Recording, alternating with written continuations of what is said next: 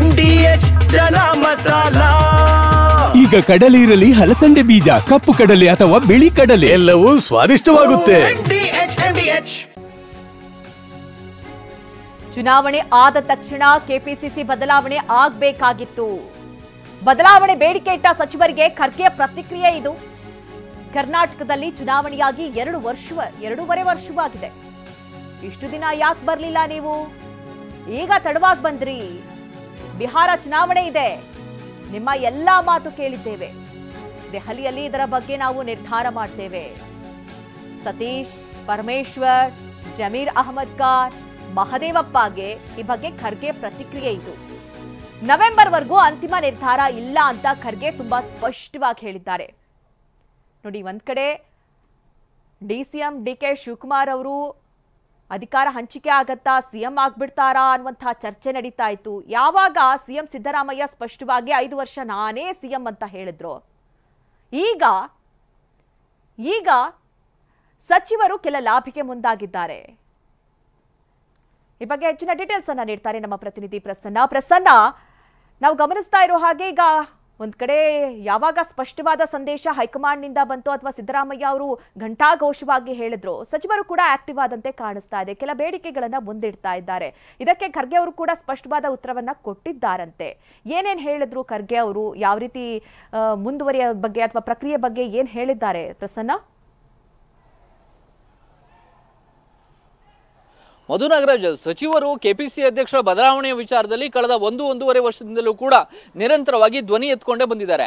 ಆದರೆ ಅದು ಎಐಸಿಸಿ ಅಂಗಳದ ತನಕ ಅತ್ಯಂತ ಗಂಭೀರವಾಗಿ ತಲುಪಿರಲಿಲ್ಲ, ಅಥವಾ ಮಲ್ಲಿಕಾರ್ಜುನ್ ಖರ್ಗೆ ಅವರನ್ನ ಭೇಟಿಯಾಗಿ ಒಂದು ಒಕ್ಕೂಟದ ರೂಪದಲ್ಲಿ ಯಾರು ಕೂಡ ಹೇಳಿರಲಿಲ್ಲ.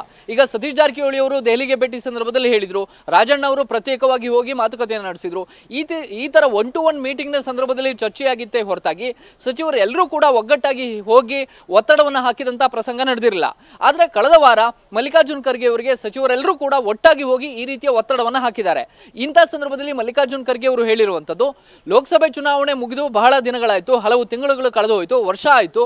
ಇಂಥ ಸಂದರ್ಭದಲ್ಲಿ ನೀವು ಬಂದು ಈ ರೀತಿಯ ಒತ್ತಡವನ್ನು ಹಾಕ್ತಾ ಇದ್ದೀರಿ, ಯಾಕೆ ಚುನಾವಣೆ ಮುಗಿದ ತಕ್ಷಣ ಬರಲಿಲ್ಲ ಅನ್ನುವಂಥ ಪ್ರಶ್ನೆಯನ್ನ ಎತ್ತಿದ್ದಾರೆ. ಅಷ್ಟೇ ಅಲ್ಲ, ಎಐಸಿಸಿಯ ಮಟ್ಟದಲ್ಲಿ ನಡೆಯಬೇಕಂತ ತೀರ್ಮಾನಗಳನ್ನ ಎಐಸಿಸಿಯ ಮಟ್ಟದಲ್ಲೇ ತೆಗೆದುಕೊಳ್ಬೇಕಾಗುತ್ತೆ. ಈಗ ನಿಮ್ಮ ಅಹವಾಲುಗಳನ್ನ ನಾವು ಕೂಡ ಆಲಿಸಿದೀವಿ. ಆದರೆ ಮುಂದಿನ ದಿನಗಳಲ್ಲಿ ರಾಹುಲ್ ಗಾಂಧಿ ಅವರು ಇರಬಹುದು, ಸೋನಿಯಾ ಗಾಂಧಿ ಅವರು ಇರಬಹುದು, ವೇಣುಗೋಪಾಲ್ ಮತ್ತು ಸುರ್ಜೇವಾಲಾ ಹಾಗೂ ತಾನು ಎಲ್ಲರೂ ಕೂಡ ಕೂತು ಚರ್ಚೆ ಮಾಡಿ ನಿರ್ಧಾರವನ್ನು ಪ್ರಕಟಿಸ್ತೀವಿ. ಅದರ ಹೊರತಾಗಿ ತಕ್ಷಣಕ್ಕೆ ಬದಲಾವಣೆ ಇಲ್ಲ ಅನ್ನುವಂಥ ರೀತಿಯ ಅರ್ಥದಲ್ಲಿ ಮಾತನಾಡಿದ್ದಾರೆ. ಒಂದು ನವೆಂಬರ್ ಮತ್ತು ಡಿಸೆಂಬರ್ ವೇಳೆಗೆ ಸರ್ಕಾರ ರಚನೆಯಾಗಿ 2.5 ವರ್ಷಗಳು ಭರ್ತಿಯಾಗುತ್ತೆ, 30 ತಿಂಗಳು ಕಂಪ್ಲೀಟ್ ಆಗುತ್ತೆ. ಈ ಸಂದರ್ಭದಲ್ಲಿ ಸಚಿವ ಸಂಪುಟ ಪುನರ್ರಚನೆಯನ್ನು ಮಾಡಬೇಕು ಅಂತ ಹೇಳಿ ಎಐಸಿಸಿ ಯೋಚನೆಯನ್ನು ಮಾಡ್ತಾ ಇದೆ. ಮುಖ್ಯಮಂತ್ರಿ ಸಿದ್ದರಾಮಯ್ಯನವರು ಕೂಡ ಅದೇ ಇರಾದೆಯನ್ನು ಹೊಂದಿದ್ದಾರೆ. ಸಚಿವ ಸಂಪುಟ ಪುನರ್ರಚನೆಯ ವೇಳೆ ಕೆಪಿಸಿ ಅಧ್ಯಕ್ಷರ ಬದಲಾವಣೆ ಆದರೂ ಆಗಬಹುದು ಅನ್ನುವಂಥ ನಿರೀಕ್ಷೆಯನ್ನು ಇಟ್ಕೊಳ್ಳಲಾಗಿದೆ.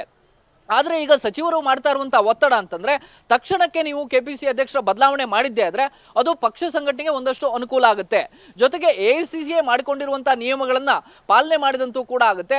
1 man 1 post ಅನ್ನುವಂಥದ್ದನ್ನ CWC ಸಭೆಯಲ್ಲಿ ತೆಗೆದುಕೊಂಡಂತ ನಿರ್ಣಯ ಅದು. ಹೀಗಾಗಿ DK ಶಿವಕುಮಾರ್ ಅವರ ಬದಲಿಗೆ ಬೇರೆ ಒಂದು ಸಮುದಾಯದ ಪ್ರಬಲ ಸಮುದಾಯವನ್ನ ಅಥವಾ ಮುಂಚೂಣಿ ನಾಯಕತ್ವವನ್ನು ಹೊಂದಿರುವಂತ DK ಶಿವಕುಮಾರ್ ಅವರಷ್ಟೇ ಸಾಮರ್ಥ್ಯವನ್ನು ಹೊಂದಿರುವಂತ ಒಬ್ಬ ನಾಯಕನನ್ನ ಆಯ್ಕೆ ಮಾಡಿ ಅನ್ನುವಂತ ಒತ್ತಡವನ್ನ ಹಾಕ್ತಿದ್ದಾರೆ. ಮಲ್ಲಿಕಾರ್ಜುನ್ ಖರ್ಗೆ ಅವರ ಮಾತಿನಲ್ಲಿ ಗೊತ್ತಾಗ್ತಾ ಇರುವಂತಹ ವಿಚಾರ ಅಂತಂದ್ರೆ, ತಕ್ಷಣಕ್ಕೆ ಎಐಸಿಸಿಗೂ ಕೂಡ ಕೆಪಿಸಿ ಅಧ್ಯಕ್ಷರ ಬದಲಾವಣೆ ಮಾಡುವಂತ ಇರಾದೆ ಇದ್ದಂತೆ ಕಂಡು ಬರ್ತಾ ಇಲ್ಲ. ಒಂದು DK ಶಿವಕುಮಾರ್ ಅವರ ರೀತಿಯಲ್ಲಿಯೇ ಅಷ್ಟೇ ಪ್ರಬಲವಾದಂತಹ ನಾಯಕನನ್ನ ಆಯ್ಕೆ ಮಾಡಬೇಕು, ಇಲ್ಲದೆ ಹೋದ್ರೆ ಪಕ್ಷ ಸಂಘಟನೆಗೆ ಹಿನ್ನಡೆ ಆಗುತ್ತೆ. ಇದೆಲ್ಲವನ್ನು ಕೂಡ ಅಳೆದು ತೂಗಿ ಲೆಕ್ಕಾಚಾರ ಹಾಕ್ತಾ ಇರುವಂತಹ ಎಐಸಿಸಿಯ ನಾಯಕರು ಮುಂದೆ ಯಾವ ತೀರ್ಮಾನವನ್ನ ತೆಗೆದುಕೊಳ್ತಾರೆ ಅನ್ನುವಂಥದ್ದು ಅತ್ಯಂತ ಕುತೂಹಲಕಾರಿ ಸಂಗತಿ ಆಗುತ್ತೆ. ಮತ್ತು ಮಲ್ಲಿಕಾರ್ಜುನ್ ಖರ್ಗೆ ಅವರು ಮಾತ್ರ ಈ ನಿರ್ಧಾರವನ್ನು ಮಾಡೋದಕ್ಕೆ ಸಾಧ್ಯನಾ, ಅಥವಾ ರಾಹುಲ್ ಗಾಂಧಿ ಅವರಿಗೂ ಕೂಡ ಬದಲಾವಣೆಯ ಬಗ್ಗೆ ಒಂದಷ್ಟು ಗಮನ ಹರಿಸುವಂತ ಇಚ್ಛೆ ಇದೆಯಾ, ಇದೆಲ್ಲವನ್ನು ಕೂಡ ಕನ್ಸಿಡರ್ ಮಾಡಬೇಕಾಗುತ್ತೆ. ಆದ್ರೆ ಒಟ್ಟಿನಲ್ಲಿ ಒಂದು ಕಡೆ ಸಿದ್ದರಾಮಯ್ಯ DK ಶಿವಕುಮಾರ್ ಅವರನ್ನ ಕಾರ್ನರ್ ಮಾಡಿದ ಹಾಗೆ, ಈ ಕಡೆ ಸತೀಶ್ ಜಾರಕಿಹೊಳಿ, ಮಹದೇವಪ್ಪ ಸೇರಿದಂತೆ ಅಹಿಂದ ನಾಯಕರು ಕೂಡ ಕೆಪಿಸಿ ಅಧ್ಯಕ್ಷರ ಬದಲಾವಣೆಯ ಒಂದು ಒತ್ತಡವನ್ನು ಹಾಕುವ ಮೂಲಕ ರಾಜ್ಯ ರಾಜಕೀಯ ಕಾಂಗ್ರೆಸ್ನಲ್ಲಿ ಒಂದಷ್ಟು ಗೊಂದಲಗಳ ಮಧ್ಯೆಯೇ ಬೇರೆ ರೀತಿಯ ಸ್ವರೂಪವನ್ನು ಪಡೆದುಕೊಳ್ತಾ ಇದೆ. Madhu Nagaraj. Okay Prasanna, thank you ನಿಮ್ಮೆಲ್ಲ ಡೀಟೇಲ್ಸ್ಗಾಗಿ. ವಾಹ್, ಯಾಕೆ ಈಗ ಬಂತ ಸ್ವಾದ? ಖಂಡಿತ ಈಗ ಬಂತು ಅಸಲಿ ಸ್ವಾದ. MDH chunky chaat masala life ಅಲ್ಲಿ ಅಸಲಿ ಸ್ವಾದ ತರುತ್ತೆ. ಅಸಲಿ ಮಸಾಲ, ಎಸ್ ಎಸ್ MDH.